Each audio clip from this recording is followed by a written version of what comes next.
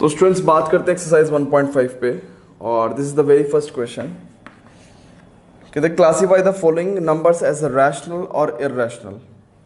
तो you can see clearly कि 2 minus root 5 what it is rational minus irrational. So what I have said to you कि rational minus irrational कितना क्या होगा आपका irrational, ठीक है ना, irrational. Now second is 3 plus root 23, ठीक है ना, तो माइनस रूट 23, तो ये क्या है आपका इररेशनल, ठीक है ना, ये भी इररेशनल। तो इररेशनल माइनस इररेशनल रैशनल भी हो सकता है और आपका इररेशनल भी हो सकता है ना, हमने बताया था आपको। तो 3 प्लस रूट 23 माइनस रूट 23 है ना, so it becomes 3 and which is rational, है ना, ये रैशनल हो गया आपका। Now we have third question which is 2 root 7 upon 7 root 7. So you got 2 upon 7. This is typically what?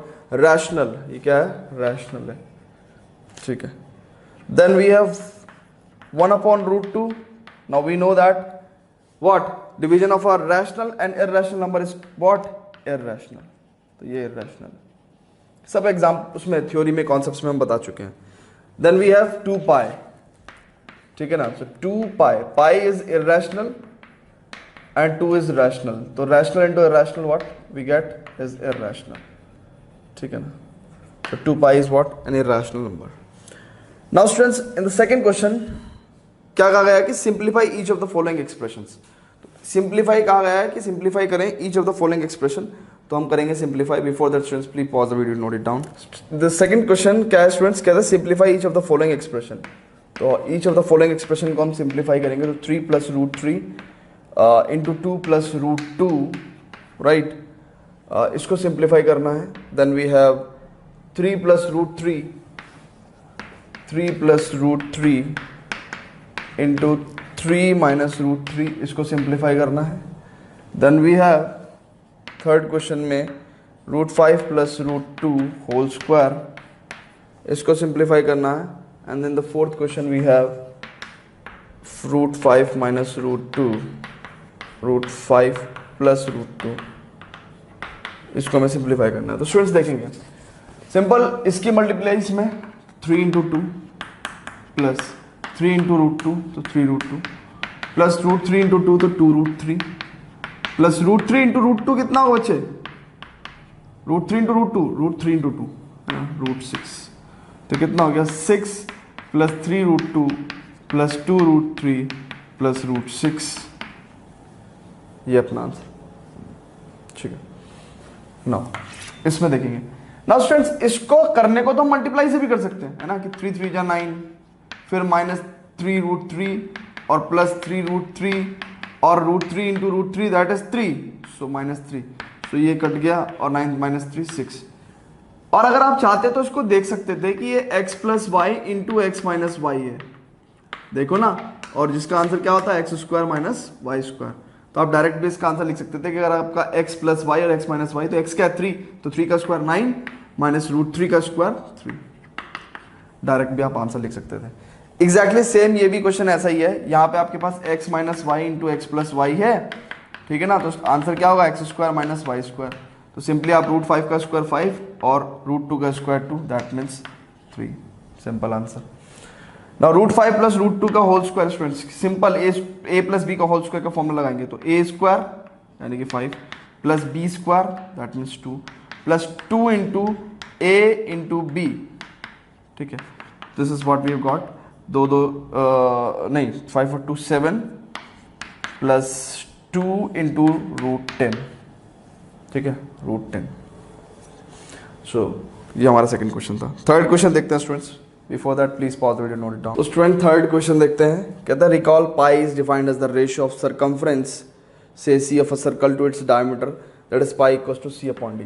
तो कोई सर्कल है, तो पाई क्या होता है बेसिकली, पाई होता है सर्कमफ्रेंस की जो मेजरमेंट होती है, दैट इज सर्कमफ्रेंस और डायमीटर का, let's say this is the diameter, ठीक है, और this is whole the circumference, है ना, जो आउटर पेरिफेरल मेजरमेंट है बेसिकली दिस लेंथ, है ना, यहां से लेके और यहां तक, यहाँ से लेके और यहाँ तक, दिस कॉल्ड एज सर्कमफ्रेंस।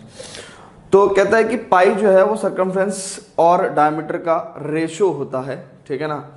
तो कहते हैं कि आप तो कह रहे थे कि पाई इर्रेशनल नंबर होता है, इन्होंने कहा कि आपने तो ये सीखा कि पाई एक इर्रेशनल नंबर होता है, ठीक है ना, बट क्योंकि ऊपर भी एक नंबर है और नीचे भी एक नंबर है, ठीक है ना, और दोनों क्या नाम जो है बेसिकली सी और डी की अगर हम बात करें, ठीक है, तो दोनों क्या होने चाहिए, पाई को रैशनल होने के लिए, पाई को रैशनल होने के लिए बेटे क्या होना चाहिए, ये दोनों इंटीजर्स होने चाहिए, ठीक है ना। अब ये दोनों इंटीजर्स होने चाहिए तो क्या होता है कि आपको ये देखना है कि C और D क्या दोनों इंटीग्रल वैल्यू हैं। तो मान के चलो आपने डायमीटर सपोज दैट 2 मीटर ले लिया या 2 सेंटीमीटर ले लिया, है ना, तो इसका मतलब आपका डायमीटर तो चलो इंटीजर हो गया, ठीक है ना, डायमीटर तो आपका इंटीजर हो गया, बट आपको जो सरकमफ्रेंस है वो किसी स्केल से या किसी भी डिवाइस से मेजर करना पड़ेगा, ठीक है ना। वो इरेशनल हो या रैशनल हो कुछ नहीं कह सकते, ठीक है ना, उसका कोई आइडिया हमें नहीं है। इवन मैं आपको बता दूं, जब हम किसी डिवाइस से सरकमफ्रेंस मेजर करेंगे तो कोई जो डिवाइस या कोई स्केल जो हमें मेजरमेंट देता है वो एक अप्रोक्सीमेट रिजल्ट होता है, and approximate result can never be exact value. और अप्रोक्सीमेट जो रिजल्ट्स होते हैं उनका कोई आइडिया नहीं होता कि दे कुड बी रैशनल और दे कुड बी इरैशनल। जैसे फॉर एग्जांपल हमने कुछ मेजर किया और वो किसी स्केल पे, लाइक ये हमारे पास एक 10 सेंटीमीटर स्केल है सपोज दैट 1 2 3 4 5 6 7 है ना 8 9 एंड 10, ये 10 सेंटीमीटर स्केल है अपने पास। तो हम क्या कर रहा, हमने कोई चीज मेजर करी और सपोज दैट यहाँ पे आई, तो ये अभी क्या है, अभी हमने 6 और 7 के बीच में सिर्फ 10 पार्ट्स कर रखे हैं, ठीक है ना। बट अगर हम इसे और लंबे स्केल से यानी कि सक्सेसिव मैग्निफिकेशन से देखें और कंटिन्यूअसली सक्सेसिव मैग्निफिकेशन से मेजर करते चलें तो you will get to know कि वो रैशनल नंबर होगा, यानी कि टर्मिनेटिंग होगा भी या फिर एक तरह से नॉन टर्मिनेटिंग नॉन रिपीटिंग चलेगा, है ना। तो वो सक्सेसिव मैग्निफिकेशन से आपको मेजरमेंट पता चलता है। तो कहने का मतलब क्या है कि स्टूडेंट्स कि रैशनल होने के लिए ये इन दोनों का इंटीजर्स होने जरूरी थे, है ना। C and D should be both integers, should be both integers, ठीक है ना, integers, but the scales with the scale when we measure C and D we get approximate values, है ना। ये आप क्लास 11th में जाके फिजिक्स में भी पढ़ेंगे कि हर स्केल का अपना एक छोटा मोटा मतलब मेजरिंग एरर होता ही है ना। कभी या वो ह्यूमन एरर हो या फिर वो स्केल में बेसिकली स्केल का एरर हो, तो मतलब कहने का मतलब अप्रोक्सीमेट रिजल्ट मिलते हैं हमें, एग्जैक्ट रिजल्ट नहीं मिलते। तो हमने कहा कि C and D should be both integers for to make pi as the rational, ठीक है ना। And but with scale when we measure C and D we get approximate value, so we never know whether C or D are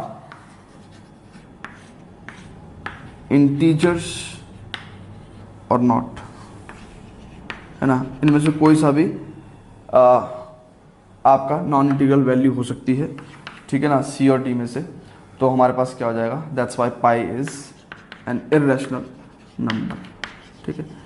तो बच्चों एक बार definition और recall करेंगे हम कि आपने कहा था कि कोई भी नंबर P अपॉन Q की फॉर्म में रिप्रेजेंट कर सकते हैं अगर हम, तो वो P अपॉन Q की फॉर्म में अगर हम रिप्रेजेंट कर सकते हैं तो उसका मतलब वो क्या होगा, एक रैशनल नंबर होगा, रैशनल नंबर।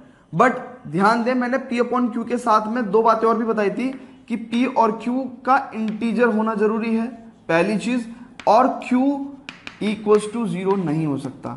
तो ये कंडीशन होती है रैशनल नंबर की, ना कि आपको दे दिया 2 पॉइंट, लाइक अगर आप कहे √2 अपॉन √3, अरे भैया ये भी तो P अपॉन Q फॉर्म है, तो ये रैशनल क्यों नहीं हो गया, है ना। इसलिए नहीं हुआ क्योंकि ये दोनों इंटीजर्स नहीं है, ठीक है स्टूडेंट्स। तो इनका ध्यान रखेंगे।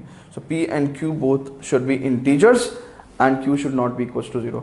Now let's proceed to the students question number 4th, question number fourth. Question number fourth को स्टूडेंट्स हम लोग कॉपी पे करेंगे, ठीक है, तो जस्ट आप कॉपी पे ध्यान दें, है ना। आगे बढ़ते हैं। आगे स्टूडेंट्स क्वेश्चन नंबर 5 में कहता है रैशनलाइज द डिनोमिनेटर। तो देखते हैं इस क्वेश्चन को। स्टूडेंट्स क्वेश्चन नंबर 5 देखते हैं, कहता है rationalise the denominator of the following, ठीक है। तो पहला क्वेश्चन है 1/√7। डिनोमिनेटर को रैशनलाइज करने के लिए इसमें क्या करना पड़ेगा, √7 से ऊपर नीचे मल्टीप्लाई डिनोमिनेटर डिनोमिनेटर में, so you will gate √7/7। Second question देखते हैं, कहता है 1/√7 माइनस √6। आपको पता है ये क्या करना पड़ेगा, √7 प्लस √6 से न्यूमरेटर एंड डिनोमिनेटर में वी नीड टू मल्टीप्लाई, ठीक है। तो यहाँ पर तो √7 प्लस √6 हो जाएगा, और यहाँ देखो x minus Y into x plus Y, तो X square minus Y square यानी कि 7 माइनस 6, तो दिस इज √7 प्लस √6।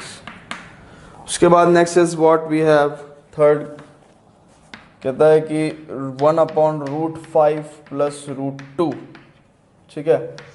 नाउ इसको डिनोमिनेटर को रैशनलाइज करना है, क्या करेंगे, √5 माइनस √2 से न्यूमरेटर एंड डिनोमिनेटर में मल्टीप्लाई कर देंगे, और न्यूमरेटर एंड डिनोमिनेटर में अगर हम √5 माइनस √2 से मल्टीप्लाई करेंगे, so here in the denominator we will get 5 minus 2 and here we will get √5 minus √2। So this is what we have got, √5 minus √2/3, ठीक है। फोर्थ क्वेश्चन देखेंगे, कहता है 1/√7 माइनस 2, 1/√7 माइनस 2, तो यहाँ पे √7 प्लस 2 से न्यूमरेटर एंड डिनोमिनेटर मल्टीप्लाई करेंगे and you will get what, √7 plus 2/7 minus 4, that means √7 plus 2 upon, ये बस समझ में आ गया ना, x minus y x plus y x square minus Y square वाले फॉर्मूले से हम लोग क्या करेंगे, 7 माइनस 4 लिखेंगे उसको, तो कितना हो गया अपने पास, √7 plus 2 upon 7 minus 4 that is 3। So this is what we have rationalised the denominator. Denominator में √7 माइनस 2 था, वहाँ से हमने खत्म करके उसको रैशनल बना दिया, ठीक है स्टूडेंट्स। तो एक्सरसाइज आसान थी, हालांकि एनसीईआरटी टेक्स्ट बुक में क्वेश्चंस बहुत कम हैं, तो हम लोग क्वेश्चंस करेंगे एनसीईआरटी एग्जाम्पलर से once we complete this chapter from NCERT. NCERT से ख़त्म करने के बाद हम लोग कहाँ से करेंगे चैप्टर, एनसीईआरटी एग्जाम्पलर से, तो वहाँ पे हमारे कॉन्सेप्ट्स और अच्छे से बिल्डअप होंगे। तो next to this students we have law of exponents, तो वो वाली एक्सरसाइज करते हैं 1.6। तो पहले हम उसका इंट्रोडक्शन पढ़ेंगे, कुछ क्वेश्चंस करेंगे and then will move to the exercise. तो before that students please pause the video to note it